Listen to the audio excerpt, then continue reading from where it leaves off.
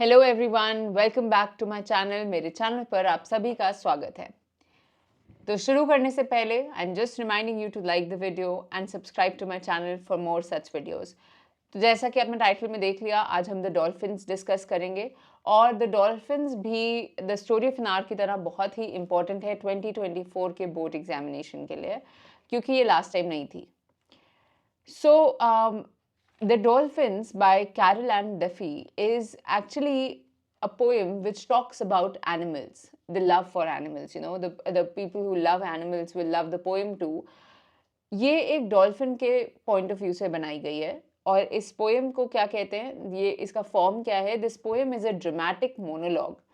तो पहले dramatic monologue क्या होता है, जहाँ पर एक स्पीकर होता है, he is speaking to certain people present around. मतलब ये एक मोनोलॉग भी है, मतलब ये इंटरनली चल रहा है, एक्सटर्नली वो किसी को नहीं बोल रहा है, ये ऑडियंस से कहा जा रहा है या रीडर से कहा जा रहा है। But we know that there are several other people present. I will read the last paragraph of your reverie. ये बहुत इंपॉर्टेंट पैराग्राफ होता है ना, रेवरी बुक आप सबके पास होगी, तो ये जो लास्ट ये वाला पैराग्राफ होता है ना, ये हर पोइट्री का ज़रूर पढ़ना। इसमें आपको एकदम क्रक्स मिलता है कि what the poem is about. So the poem Dolphins covers many themes regarding oppression and lack of freedom. It also broaches ideas which have to do with animal welfare and treatment of animals. The poem takes us into the world of dolphins, an endangered species. Endangered species क्या होती है, जो कि species extinct होने के तादाद पे पहुंच गई है। And asks us to look at the world from their perspective. तो इस डॉल्फिन में क्या है, इस पोएम में हम लैक ऑफ फ्रीडम की बात करेंगे। तो जो डॉल्फिन्स कभी ओशंस और बड़ी वाटर बॉडीज में थी, उनको स्विमिंग पूल में ले आया गया है और उनसे रोज परफॉर्मेंसेस कराई जा रही हैं। बट आप सोचो, एक ओशन की स्पेस और एक स्विमिंग पूल की स्पेस में कितना फ़र्क है, इन्वायरमेंट में कितना फ़र्क है। तो how much torture it is for the dolphins to do that circus thing for the entertainment of people. तो ये एक डॉल्फिन के पर्सपेक्टिव से हम पढ़ेंगे। And ask us to look at the world from their perspective. We are asked to understand how their imprisonment by humans affects them. हमें ये सोचने में ये पोएम मजबूर कर देगी कि जो हम इम्प्रिजन कर देते हैं, जो हम जेल में बंद कर देते हैं इन एनिमल्स को, इन स्पीशीज को, तो उनको वो कैसा लगता है। The speaker a dolphin, speaker कौन है इस पोएम में, एक डॉल्फिन है, remembers its previous life of freedom. तो इस पूरी पोएम के दौरान ये जो डॉल्फिन है वो कॉन्ट्रास्ट में बात करेगी, वो अपना प्रीवियस लाइफ याद करेगी और अपनी प्रेजेंट लाइफ को याद करेगी। The speaker or dolphin remember its previous life of freedom in the ocean and the sense of constriction and confinement that it now feels in the aquarium. तो कितना freedom था उसकी लाइफ में पहले, वो उससे कॉन्ट्रास्ट करेगी किससे, एक एक्वेरियम में रहने से। The poem appears to be a dramatic monologue in the voice of a dolphin. तो ये पोएम क्या है, ये एक ड्रामेटिक मोनोलॉग है। So without any further delay, let's start with the text. Again, I'll recommend that you keep your text with you, along with you, and keep making notes so that you do not have to return to the video again and you're prepared with this today with me. So The Dolphins by Carol Ann Duffy. World is what you swim in or dance. It is simple. World is what you swim in. तो अभी alliteration आपको पता है क्या होती है। Alliteration वो होती है कि अगर एक सेंटेंस में दो कॉन्सोनेंट साउंड जो है सिमिलर हैं, जैसे world and what, W and W, व एंड व। तो world is what you swim इन और डांस इट इज सिंपल। एक तो वर्ल्ड और व्हाट हो गया और एक स्विम और स्विम सिंपल हो गया, राइट। स और व और व, right. So what is this, these are consonant sound. एक ही सेंटेंस में जब कॉन्सोनेंट साउंड का रेपिटेशन होता है उसे एलिटरेशन कहते हैं। World is what you swim इन और डांस इट इज सिंपल। तो सबसे पहले ये शुरू होता है, डॉल्फिन बोलती है कि वर्ल्ड क्या है हमारे लिए, मेरे लिए एक वर्ल्ड क्या है जहाँ पे तुम स्विम कर सको, जहाँ पे तुम डांस कर सको, it is that simple. We are in our element but we are not free. हम अपने एलिमेंट में हैं but we are not free. We are in our element, element यहाँ पे क्या है, वाटर, कि हम वाटर बॉडी में ही हैं, अपने एलिमेंट में ही हैं, लेकिन फिर भी हम फ्री नहीं हैं। We are not free because we are confined in a pool, we are confined in an aquarium, we are not in the ocean. हम अपने एलिमेंट में ही हैं, हमें हवा पानी की दिक्कत नहीं है। हमें किस चीज़ की दिक्कत है, हमें फ्रीडम की दिक्कत है, that we are not free. Outside this world you can not breathe for long. Outside this world मतलब ये जो हमारा एलिमेंट है, ये वाटर है, हम इसके बिना जी नहीं सकते ज़्यादा देर तक, थोड़ी देर तक हम वाटर के बाहर रह सकते हैं। The other has my shape. अच्छा, ये जो द अदर का मेंशन है, ये हमें बताता है कि इसके साथ और भी डॉल्फिन्स प्रेजेंट हैं एट द प्रेजेंट मोमेंट। तो outside this world you can not breathe for long, the other has my shape. तो ये जो मेरे साथ के हैं, ये मेरे से बहुत सिमिलर हैं, ये भी डॉल्फिन्स हैं। The others movement forms my thought. तो ये जब डॉल्फिन्स ये इधर उधर मूव कर रहे हैं, इनके मूवमेंट से मेरे दिमाग में ये थॉट्स बन रहे हैं जो मैं अभी आप लोगों को एक्सप्रेस कर रहा हूँ। एंड ऑल्सो माइन, और मेरे खुद के मूवमेंट से भी मेरे ये सब थॉट्स बन रहे हैं। There is a man and there are hoops. यहाँ पे क्या है, यहाँ पे एक आदमी खड़ा है। There is a man and there are hoops. Hoops क्या होता है, जो सर्कल सा होता है जिसके अंदर से डॉल्फिन्स को कूदाया जाता है, राइट, हुप्स। तो वहाँ पे एक मैन खड़ा है और उसके पास हुप्स है। वो हमें हमें इंस्ट्रक्ट करता है कि हमें हुप्स के अंदर से कूदना है। तो एक ये सर्कस चल रहा है। There is a constant flowing guilt, और एक कॉन्स्टेंट फ्लोइंग गिल्ट भी है साथ में। क्या है ये constant flowing guilt? That they will never be free. जब मैं दूसरे के मूवमेंट को देखता हूँ, जब मैं दूसरी डॉल्फिन्स को देखता हूँ, तो मुझे लगता है कि हम कभी इससे फ्री ही नहीं हो पाएंगे। There is a guilt that we are helpless. I can not help the others that are in my shape, and they cannot help me. We have found no truth in these waters. Before moving to the second stanza, I want you to notice one thing, कि ये जो form है poem की, ये बहुत ज़्यादा poetry जैसे sound नहीं करता है। जैसे ना, बहुत पोइट्री क्या होता है, ब्यूटी होती है, एक्सप्रेशन होता है, ब्यूटीफुल वर्ड्स यूज़ करते हैं ना। कविता में क्या होता है कि बहुत एक्सप्रेशन है, रिदम है, राइम है, बट इसमें कुछ नहीं है। इसमें क्या है, world is what you swim in, comma, और dance, comma, it is simple, full stop. We are in our element but we are not free, full stop. Outside the world you can not breathe for long, full stop. The other has my shape, full stop. The others movement forms my thought, full stop, and also mind. तो ये क्या है, ये poetry की form भी dolphins के movement का restriction depict कर रहा है। ये पोइट्री का फॉर्म भी एक सिंबल है, एक सिंबलिज्म में बात हो रही है कि जैसे ही डॉल्फिन्स का मूवमेंट रिस्ट्रिक्टेड है, वैसे ही इस पोइट्री की फॉर्म भी रिस्ट्रिक्टेड है। एक्सप्रेशन करने की स्पेस ही नहीं है, अपने आप को एक्सप्रेस करने की, डांस करने की, स्विम करने की स्पेस ही नहीं है। और वैसे ही इस पोइट्री के फॉर्म में भी कोई स्पेस ही नहीं है पोइट्री के एक्सप्रेशन की, एकदम फुल स्टॉप। मतलब एक ही स्टैंजा में कम से कम 6 से 7 फुल स्टॉप्स हैं, right? So this is not how normal poetry is, but this form is also representation of the emotions of the dolphins. We have found no truth in these waters. No explanations tremble on our flesh. We were blessed and now we are not blessed.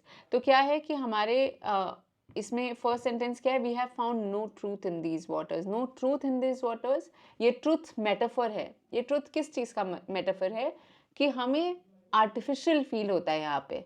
हमारे ocean का जो सच्चाई है, जो हमारे ocean में real life है हमारी, वो हमें इस पानी में नहीं मिल सकती। We cannot feel like we felt in the ocean in these waters.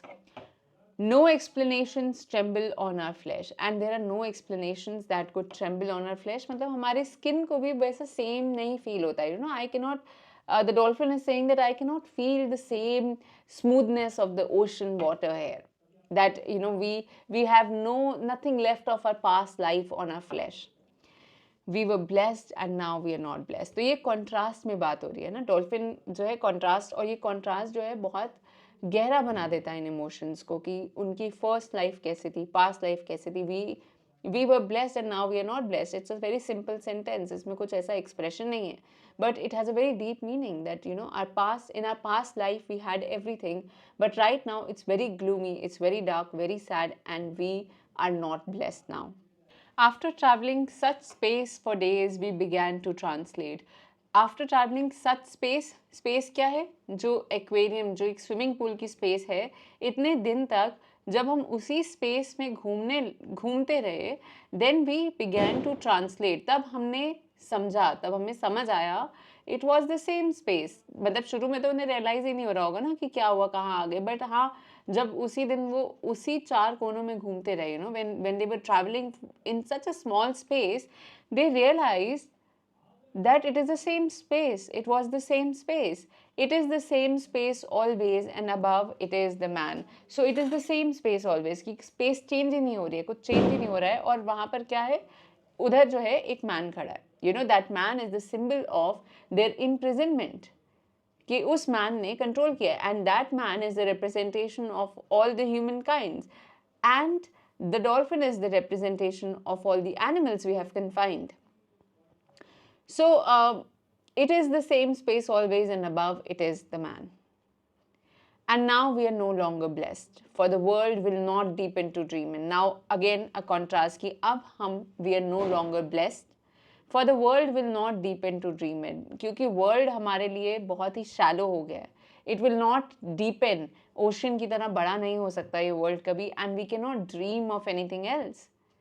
This world has no depth so that we can dream of anything. The other knows, and out of love reflects me for myself. The other knows, तो जो other dolphins मेरे साथ है इस समय, they know everything about all this, they are also helpless, and out of love reflects me for myself, and their movement is also reflecting me, their helplessness is also reflecting myself, and together we are surviving in this imprisonment. We see our silver skin flash by like memory of somewhere else. Silver skin क्यों, जब dolphins पे sun पड़ता था, right, तो उनकी skin shine करती थी, right, but अभी क्या है, अभी जो है swimming pool है, aquarium है, उसके ऊपर तो roof है, तो वहाँ पे कोई sun कोई moon नहीं है, तो there is no light so that their skin can shine.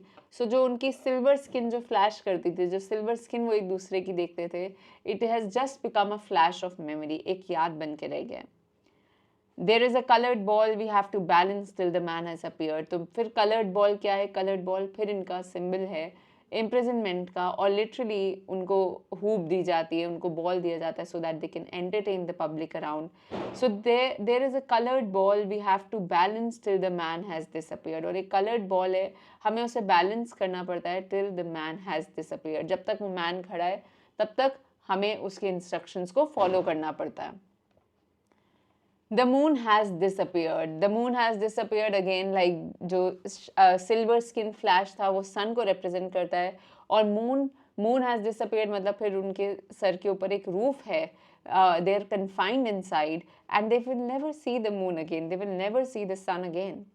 We circle well-worn grooves of water on a single note. We circle well-worn grooves मतलब एकदम exhaust हो चुके हैं हम उसी म्यूजिक पे डांस कर करके, उसी म्यूजिक पे घूम करके. Grooves are a particular type of rhythm, तो हम उसी रिदम पे घूम घूम कर we have our life has become very monotonous. बहुत मोनोटनी है हमारी लाइफ में, and we have nothing else to do. We just follow the instructions of the man who is standing. We just follow the music and we dance, or we move according to that. Music of loss forever from the other's heart which turns my own to stone. Music of loss forever. तो ये जो music है well-worn grooves का, ये क्या है, ये एक music of loss बन गया, ये एक symbol of loss बन गया हमारे लिए. Whenever we listen to this music, we realize a certain loss. We realize the loss of our home. We realize the loss of our ocean.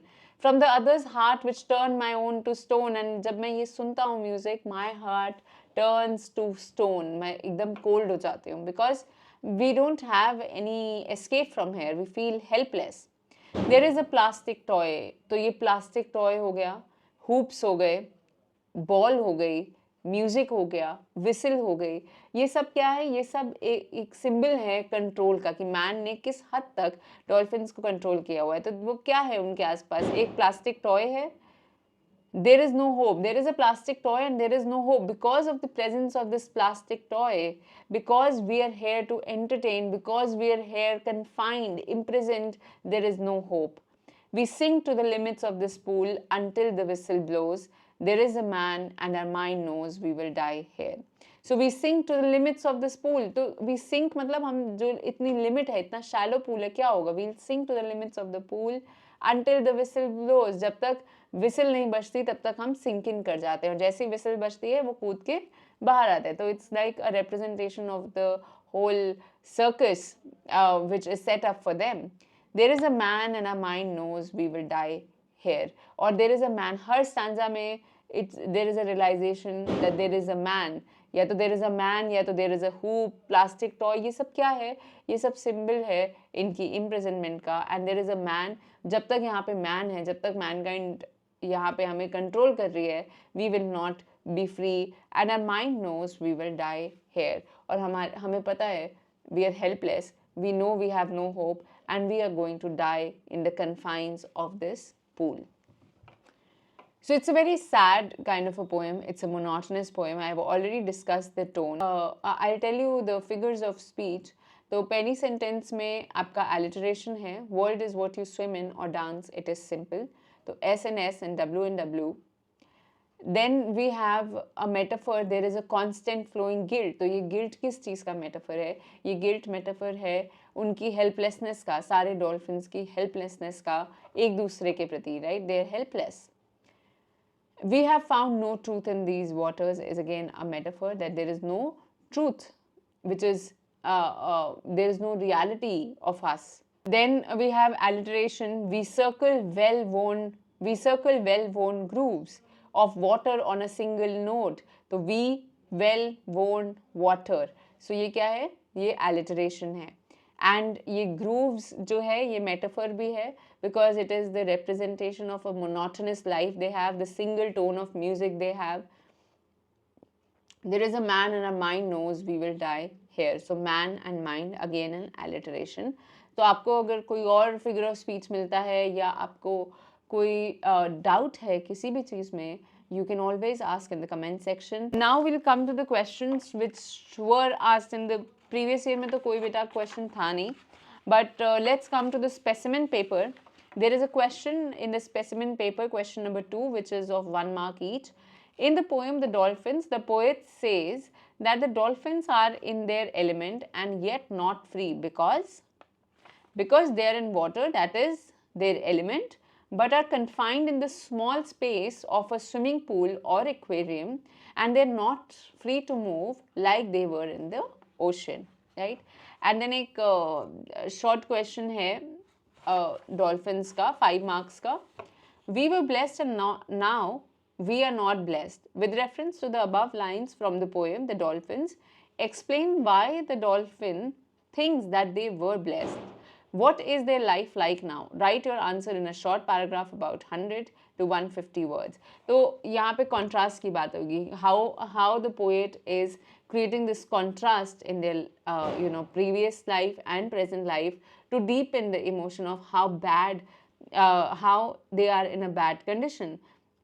तो अब इसमें आप क्या क्या लिखोगे? They were blessed, they had sun shining, they had silver skin shining upon themselves, they had the smoothness of that water, they have the depths to dream in. और इसके सारे contrast. अब उनके पास ये सब नहीं है. अब क्या है? Plastic toy है, hoops है, they have to perform and there is always a man standing and they're imprisoned. They have to perform for the man, otherwise they'll not get food or probably they'll get beaten or have some punishment.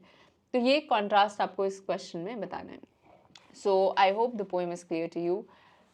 Please ask your doubts in the comment section and like the video, subscribe the channel, share it with your friends. Thank you.